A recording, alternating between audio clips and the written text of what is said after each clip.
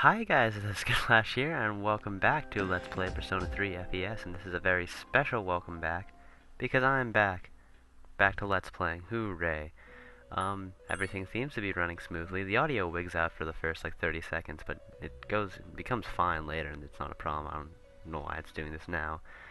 But, off screen, I hunted, those Mudo bastards that happened to have a habit of kicking my ass, and got a ton of money for it, for Elizabeth's request, and then I hunted a golden shadow, one of those rare ones, down on the first block, the green place, and I got a toy bow out of that. Try saying that 5 times fast.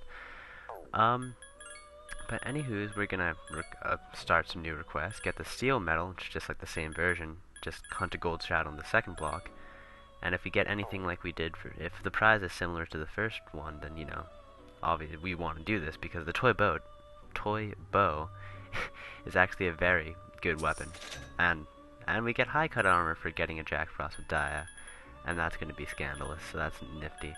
A Valkyrie Tarukadra, we might try doing that actually. Retrieve the second old document. I shouldn't have taken this quest right now because I'm actually going to make a Valkyrie Tarukadra, but I can't do it now because obviously I have 3 quests and I can only hold 3 quests. That's not very obvious, but whatever. So I did this entirely on accident, actually. I have a bunch of fusion fodder, as I call it, just basically useless personas, or personae. Not sure what the plural is. Just busting useless personas just to fuse into better personas. It's kind of... it's depressing early on in the Persona game, because, I do admit we're still pretty early into this game. When you don't have any social links, it's like... fusing is so underwhelming. Once you do get, big social links...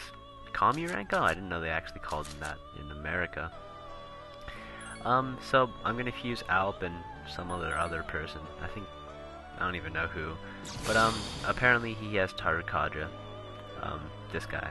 Fornius has Tarukadra. Didn't even realize that. But, and he levels up because we have a very, very low, but at least it's existent, social link with the good old Hidetoshi. But if you fuse Fornius with Yochia's hermit person, we can make a Valkyrie, who happens to have Tarukadra because he inherits it. If you from this guy, if he doesn't inherit it, just as the same as always, just cancel both of them and then retry, and then eventually he will inherit it. Usually you can inherit any skill that way, except some personas will always they are made so they can never inherit certain skills. Like maybe some fire personas will never ever be able to inherit ice skills. That's just how things work.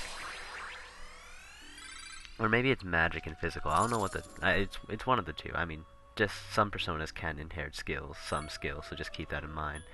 So now we have a Valkyrie with Tarukadra, except we can't really cash in on that because, we haven't we had 3 quests ready, and we couldn't cash in on it anyways because our prize is being able to fuse someone we can't even fuse. But what we do want is to fetch this chick out of the compendium again, because we do need a Hermit Arcana because we're still hanging out with good old Maya, and we need a matching persona to make sure that is successful. But other than that, we can actually afford fetching her out of the compendium, because did you see how much money we had from catching those lanterns? Yeah. So now we're actually going to give Yukari her weapons. Actually, both of the things I got were actually for Yukari. The toy bow, Jesus. As you can see, a 100 attack, that's pretty spectacular, and high cut armor. And she freaks out when you put on the high cut armor. I'm not sure what she would have said if you just gave her the toy bow on its own, because I know Junpei says something like, "Whoa, man, this is totally awesome." And I'm sure Yukari would be like, "Whoa, this is either totally kitty and or awesome." But, it's kind of overshadowed by the fact that she is wearing high cut armor, which is very it's fan service, the armor. Normally I wouldn't wear it, but the fact of the matter is that it offers the highest defense out of all the armors I could possibly give her at this point in time, which is kind of hilarious. So as you can see, it's all, fan servicey. So yeah. As I was saying before, hunting those green lanterns, no, they're something like the Mudo bastards. Was that for the money was actually sort of a bad idea, sort of, kind of, but it sort of is, but it sort of isn't. The reason it's bad is because hunting those guys isn't isn't a walk in the park. It's a walk in Tartarus, but it's not a walk in the theoretical easy part, you have to battle enemies, and every time you battle an enemy, obviously, you get closer and closer to being tired. And we have 11 floors to ascend. I mean, it's beginning to be quickly less and less because of the fact that, like, you know, we're climbing up these floors fast because the stairs are just right there. But yeah, so you kind of want to hunt those lanterns when you can't ascend anymore, because obviously if I try to do, like, if I get tired during this ascent into 11 floors, our next target is on floor 36. But if I get tired before then, you know, you can see how I would be clipped. So, okay, so, battle time. Yay, we haven't had enough of these. And it's just one guy. Isn't that just lovely? But yeah, just, we can switch to, who knows, what am I even doing anymore? It's just one guy. You could tell this is like my 4th time recording this because I know these guys' weakness before I've even scanned them. Something I've actually learned through research, if you end a battle with an all-out attack, then you are, at least in Persona 3, at least in FES, as far as I know, if you end a battle with an all-out attack, then you are 100% guaranteed shuffle time. So, you know, if you want to do shuffle time, make sure you end it with an all-out attack. There are also other factors that determine that. Ooh, and a many-suit. Where was I? I guess I did my train of thought just hit a dead end, just like that dead end we hit. Shit. Yeah, all-out attacks. Oh, okay, and we get ambushed by big guy. I'm pretty sure we fought this guy already. I did a horrible job fighting him though, so I think I'll just fight him again, just so I can talk about all-out attacks. Yeah. I'm actually gonna relent on this all-out attack because I'm pretty sure Minato at this point in time can do more damage just using Zio than an all-out attack can do. Which I'm not sure why, that really makes no sense. From the more research about all-out attacks that I did, is that all-out attacks account as physical almighty damage. So if an enemy is resistant to almighty, then obviously they take a little damage. But yeah, I'm practically treating this with a boss, like how I'm doing Raccoonda, but he does have a lot of health, and because we are sort of weak, I still want to just take it cautious, because this guy does have the power to one-shot me if he uses power charge, I'm pretty sure. But yes, back to my tangent, my god. All-out attacks, if you end a battle on an all-out attack, you get a shuffle time. I'm pretty sure there are other things that actually influence shuffle time. Like, per se, I'm pretty sure if Minato is the person who ends the battle, I'm pretty sure you're more likely to get shuffle time. If you end the battle by killing a lot of people, I'm pretty sure you get shuffle time. There's just like, I know like the more smart you are with gameplay, the more likely you are to get shuffle time. So if you're just rushing a battle, I mean you can still get it, but the chances are kind of less, like that. But anywho's, yeah. I've been talking too fast, as you can see. Okay, enter Crocodile Hunt Dundee mode. Golden Shadow, cool. We want to get this guy. That saves me a ton of grinding, I swear. As long as we don't screw up on him. Again, the key to getting these guys is catching them off guard, which you can do by waiting till you catch their blind side, which is just right behind them. And I actually get really, really lucky with this one, because he actually starts running away as I hit him. Usually if he starts running away, you're already clipped, but luckily, you know, I got lucky. So Minato does 81 damage, Yukari does 234. That's a good toy bow. Just gonna throw that out there. And we get a steel medal, which can get Junpei's good old bat. But we'll cash in on that later, I suppose. When we can. And stairs up, yay. The next floor that we're going to, again, as I say, is on 36. What do you have to say? Have you been surprising the enemy? We're like 29 floors in, and you're only like now talking about that. But yeah, I'm pretty sure I wanted to be cutting some of this. I guess I would. One thing I must note about this particular recording is that I do not run into any enemies. I know I'm like, I'm avoiding them, but I don't run into any like new enemies. I run into these these tables. So these tables, unlike the fiery tables, aren't on fire. So, you know, obviously their weakness would be to set them on fire. So that makes sense.